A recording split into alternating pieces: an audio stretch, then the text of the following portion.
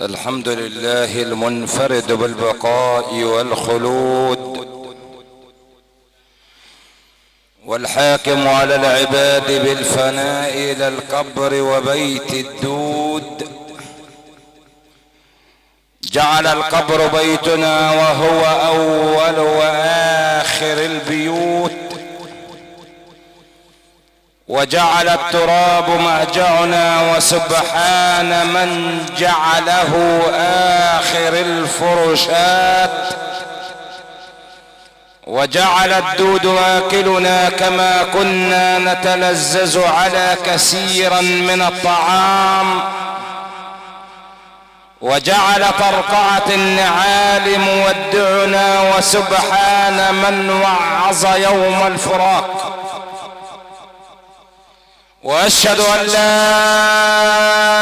اله الا الله وحده لا شريك له، له الملك وله الحمد، يحيي ويميت وهو حي لا يموت.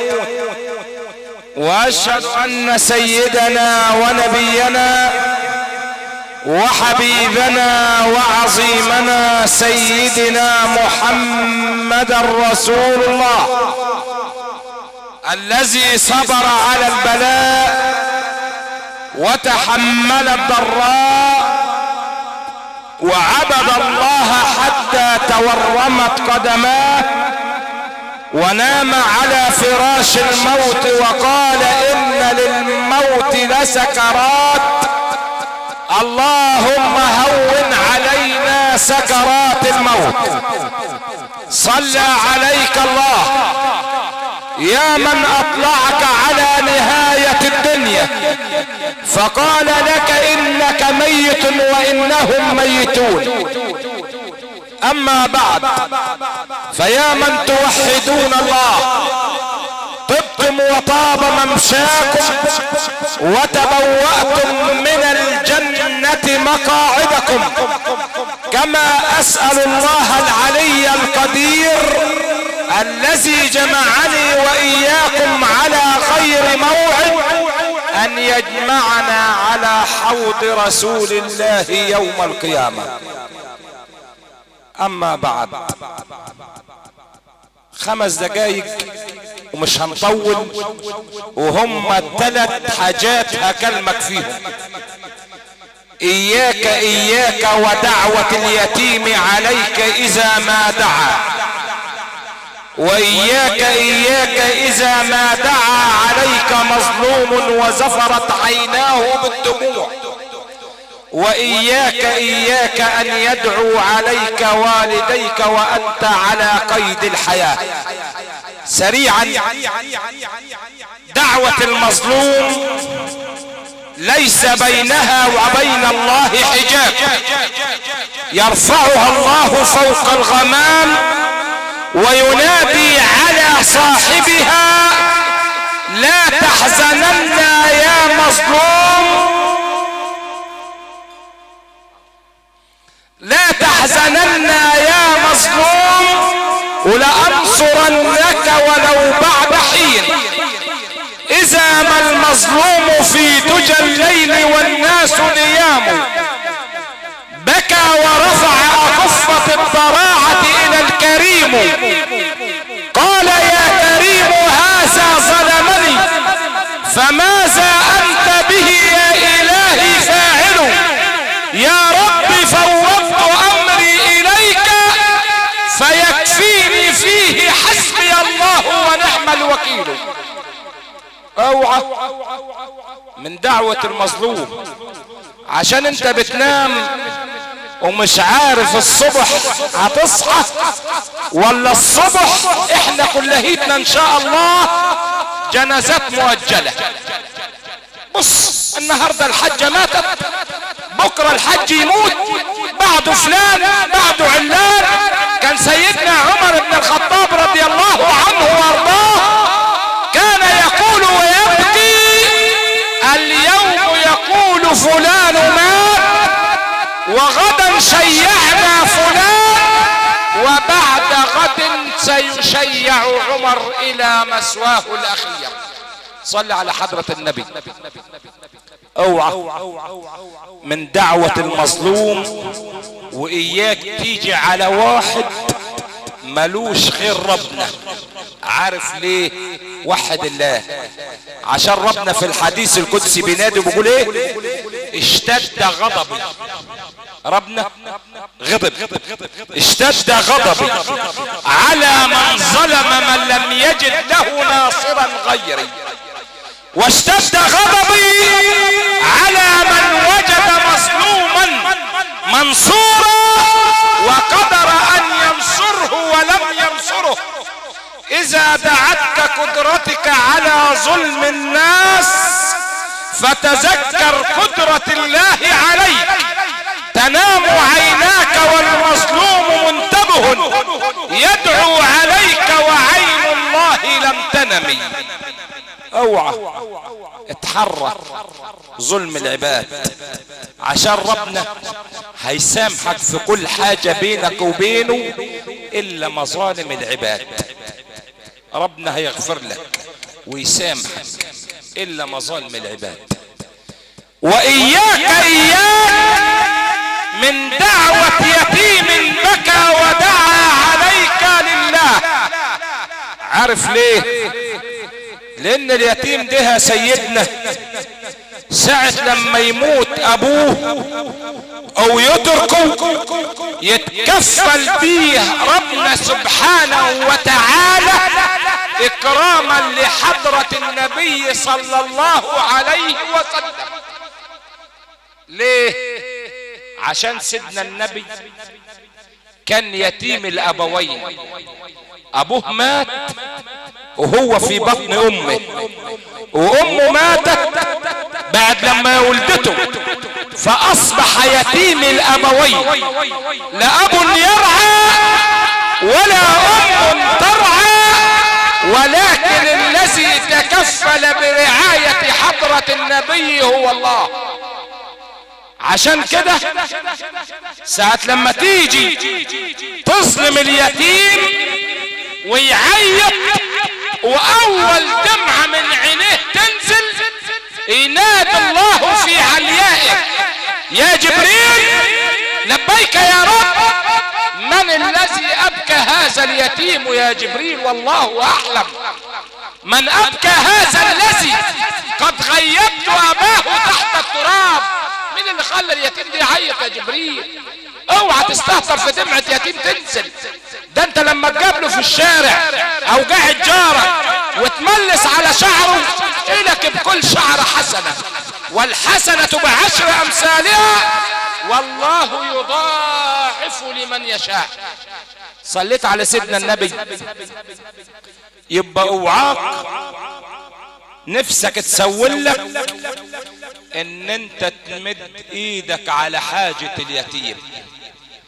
ان الذين يأكلون اموال اليتامى ظلما وزورا انما يأكلون في بطونهم نارا وسيصلون سعيرا. مولانا انت جاي من ابو شميس يا عم الشيخ، جاي تزهق فينا وتقول لنا اليتيم والاب والام وتقول لنا المظلوم. ما احنا عارفين.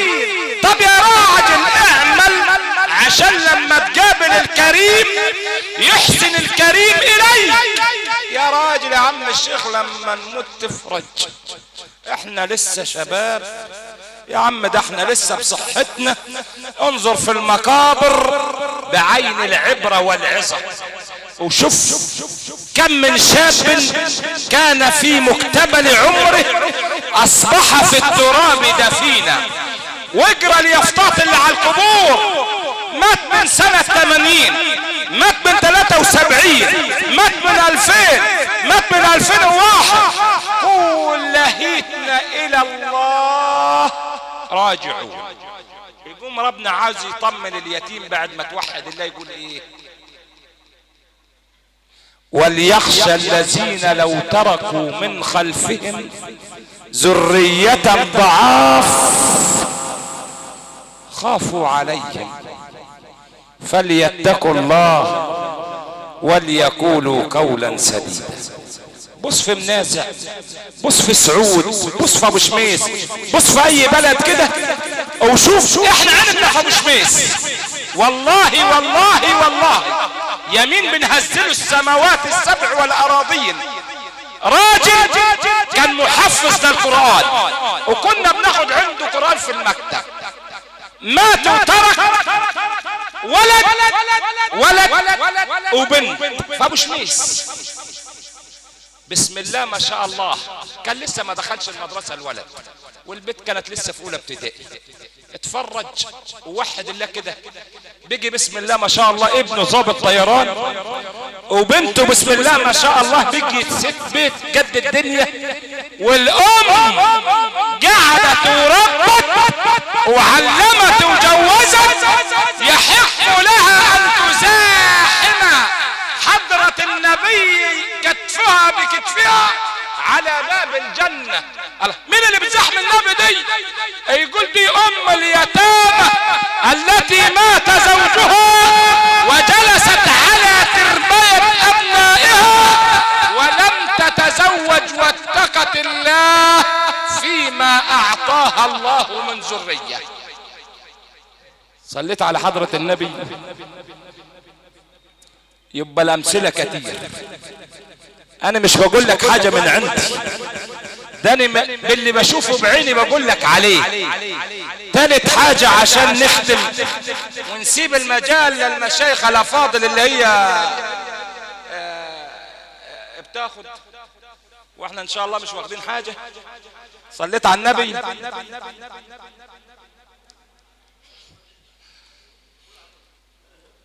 وإياك ودعوة الوالدين عليك إذا ما دعا.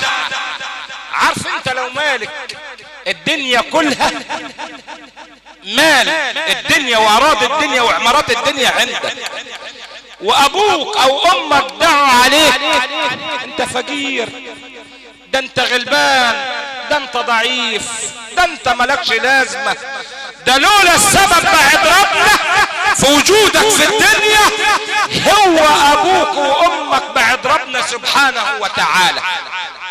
طب يا عم الشيخ اعمل ايه؟ ماني مرتي بالفلاحي عاوزة تقعد لروحها او ترتاح، مش عاوزة تخدم ابويا ولا امي. طب وحد الله، قول لها كنت فين واني لسه صغير بعملها على نفسي، وامي تمسح لي وتغير لي، وابويا بيشيلني على كتفه في نص الليالي والدنيا بتمطر، ويجري بيا على المستشفيات، ويجري يكشف عليا، ويجري يصرف عليا، ويخليني راجل عشان لما اكبر وابلغ الاشد يبقى افتح عيني قد كده اهوت في ابويا. طب ما تسمع وحد الله، حضرة النبي صلى الله عليه وسلم يقول من نظر لأبويه في كبرهما نظرة عطف وحنان له بكل نظرة أجر سنة صيامها وقيامها. عارف ليه؟ لأن الناس لما بتكبر بتبقى مستنية نظرة حلوة من عيالها، عشان ببقى العجل مستني حاجة حلوة من الليل.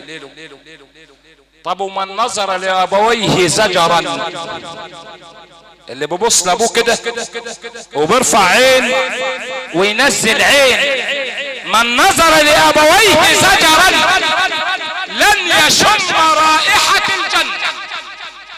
اللي ببحر وبكشر وبزعج لابوه ما يشمش ريحة الجنة. طب ويا رسول الله تاني؟ قال ومن حق والديه احداهما او كلاهما سلط الله عليه ولدا من صلبه يعذبه العذاب الاليم في الدنيا عند كبره. استاذ اللي بنظر لابوه نظره شينه يقوم ربنا يديله ولد يعني ما تقول يعني انا مستحي ان اقولها، يعذبه او يعلمه الادب عند كبره. فالمفروض علينا أن نأخذ رضاهم قبل أن يذهبن إلى الكريم، سائلا الكريم في عليائه أن يتغمد الأم الراحلة بواسع رحماته. اللهم إنها نزلت بك وأنت خير منزول به، فاكرم اللهم نزلها ووسع يا كريم مدخلها. اللهم إن كانت محسنة فزد في إحسانها، وإن كانت مسيئة فتجاوز عن سيئاتها. اللهم شفع فيها صلاتها وصيامها وقيامها وكل فعل خير فعلته. اللهم لا تفتنا بعدها ولا تحرمنا أجرها، واغفر اللهم لنا ولها. عباد الله، شكر الله سعيكم، غفر الله ذنبكم، والسلام عليكم ورحمة الله وبركاته.